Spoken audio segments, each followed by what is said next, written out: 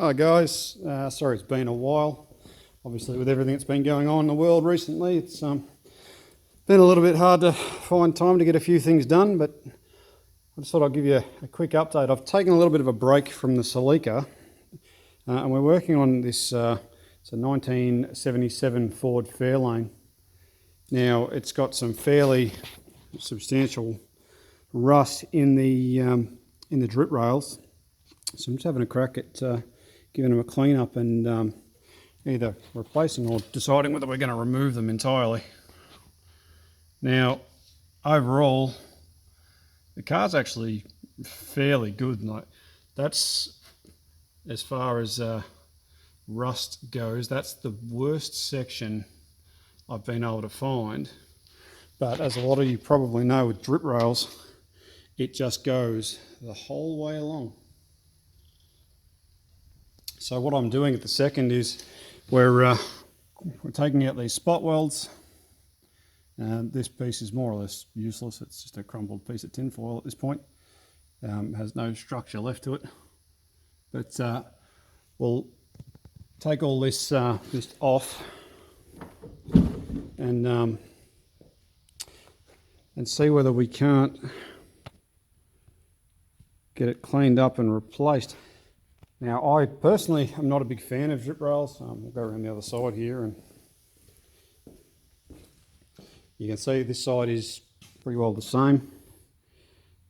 It's still all not as bad as the other, not as bad as the driver's side, but it's not great.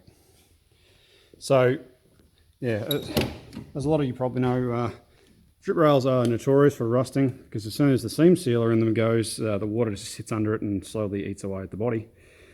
So I'm debating whether or not we decide to shave them. And there's a lot of pros and cons for shaving drip rails, and you know why you should and why you shouldn't.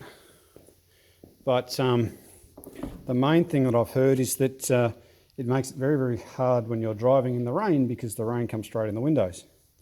But what I've been looking into is actually taking this trim section and basically flush welding it to the body line. So you can see where this original body line runs. And what you do is you take the outside of this drip rail and you run it along here. So it doesn't give you a full gutter that catches water. You end up with a fully sealed unit the whole way through. But it looks a little bit nicer, and it still keeps that sort of original look, original vibe to it. So I'll keep you updated on this one, but welcome back, and it's good to be back. As you can see, I'm in the new shed, which still isn't finished, but we'll get there eventually.